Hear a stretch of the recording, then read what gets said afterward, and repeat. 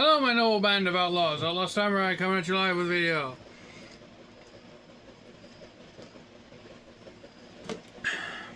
Needed that. So, in my last short, this will also be titled Episode 3 of the hunting series, because this can tie into that. I mentioned I have numbers on my arrows. And I said I would be talking about that. So, I hear what you're saying. Outlaw, why have you written numbers on your arrows?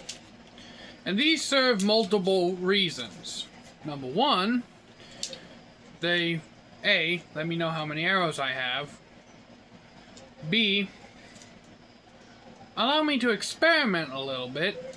And C, allows me to check my accuracy at longer ranges. And what do I mean by this? Well, let's say I shoot this 12 and I hit the bullseye at 20 yards. And then I fire 2 at 25 yards, but I shoot to the left. But 4 manages to make it into the same grouping as 12.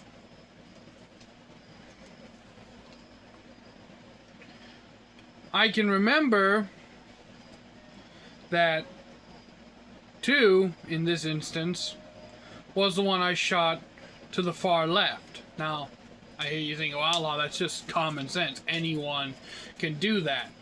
Yes, I wouldn't have to number them if that was simply the case. But let's do another scenario. I shoot 12 at 20 yards. I shoot 4 at 25 yards, and I shoot 2 at 30 yards. 12 hits dead center. 4 pretty much butts up right against it at 25 yards, remember. And 2 at 30 yards shoots to the far right, or in this instance, the far left, as this is my left, this is my right. And that allows me to go up and just remember easier which arrow was it that I missed with. Because we've all been there before when we've been practicing for an hour or so straight, and let's say you have to put your bow down to do something with your equipment, or you're called away to do something else. Let's say you put the bow down to just go get a drink.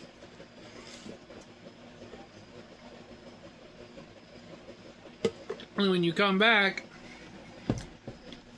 you go to retrieve your arrows from the target, and you don't remember which arrow you shot at which yardage, because there's no distinguishing marks. With the numbers, you can tell that I shot 12 at 20, 4 at 25, and the far left one too, I shot at 30. So, it's just a means of helping me to keep track, and I find it boosts my accuracy. Now, what did I mean by experimenting? Well, these also allow me to experiment with broadheads. These are some Carbon Express adrenaline arrows that I bought because I couldn't find any more of the Mossy Oak 350 spine at Walmart. And as we can see, one has a very sharp, pointy field tip, and one has a bullet tip.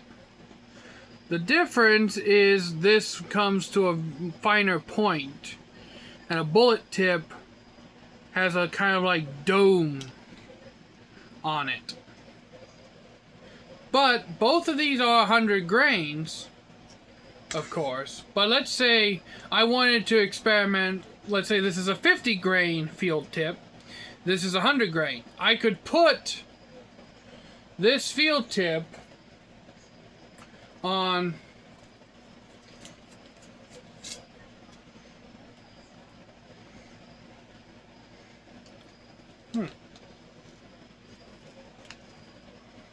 okay, that's not coming off.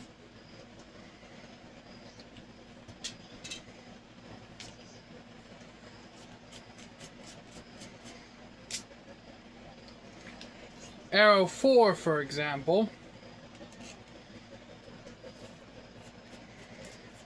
And I found out through experience these pierce a lot deeper. But because it's now on one of my numbered arrows, I can shoot arrow 2 and arrow 4 and see if there's any difference, whether it's deeper penetration, better accuracy between the two tips, whether the arrows weigh the same with the different tips on. Doing this method allows you to experiment easier because let's say you've had a long day at the range, you've been experimenting for the better part of the day, you go home and you put up your bow, your arrows, all your kit, and the next day you go back outside into your backyard shooting lane and you're shooting through your arrows, and then you come across, let's say, arrow 4 that still had the experimentation tip on it. Before you shoot, you can be like, huh, arrow 4. Look down and it's like, oh, I forgot to change the tip back. Also, by numbering the arrows, you can also make maintenance easier. What do I mean by this? Well, let's say, for example, you're shooting these things and I've shot these things like hundreds of times already. Actually had a lot more. I almost had like 30 arrows at one point. I totally did not lose any in the grass. But in any case, let's say you're shooting arrow 12, arrow 2, and arrow 4.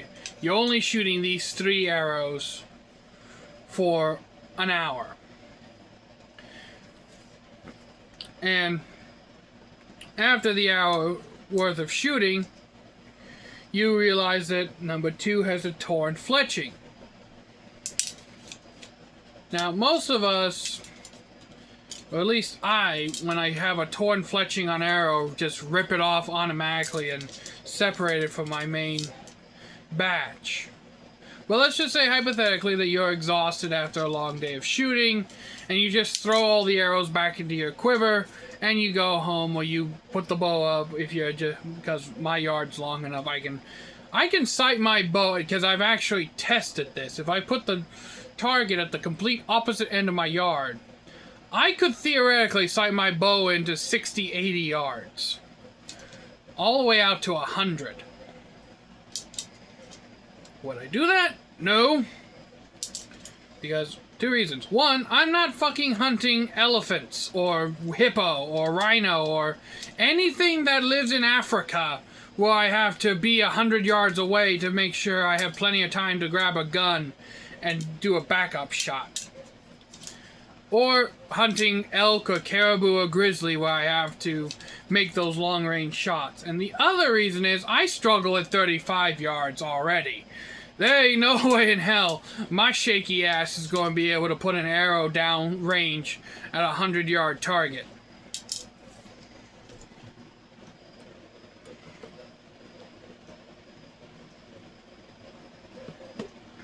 Though I digress.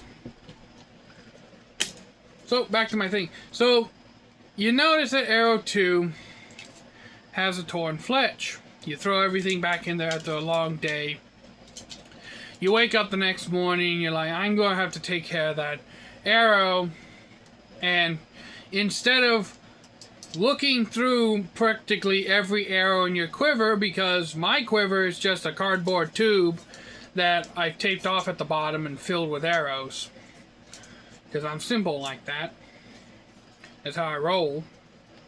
instead of having to rummage through all the arrows trying to find the one with the torn fletch, all I have to do is remember it's arrow 2, and then just look at the fletchings and pull arrow 2 straight out of the quiver.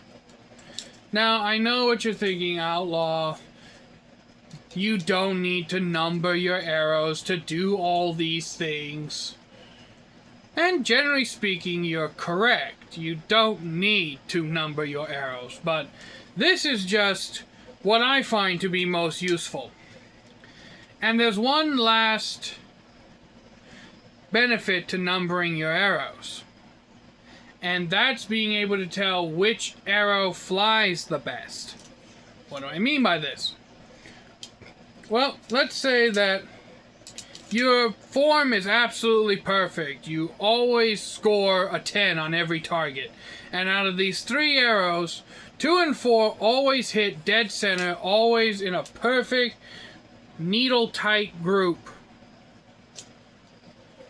But for some odd reason, whenever you hit a target, no matter what you do, no matter how you compensate for the shot, arrow 12 always shoots to the left. Even when you compensate and you think you got the arrow perfectly smack dab so that it will come in line with the rest of the group, it always shoots left. This way you can basically figure out easier that, okay, there's something wrong with arrow 12 because it's not user error on my part at this point, and you can either ditch arrow 12 completely, or you can attempt to kind of figure out what's wrong with it. There are benefits to numbering your arrows. A lot of people will say it's a useless step that you don't really need to take, but I find it to be very useful, especially for scouting problems with your equipment. But what do you think, my noble band of outlaws, if I'm just talking out my ass, or if my arrow idea actually holds merit? But until next time, my noble band of outlaws, Outlaw Samurai tells all y'all, be crazy rednecks, be safe and use weapons, and we will be continuing with the hunting related videos. I'm out. Peace.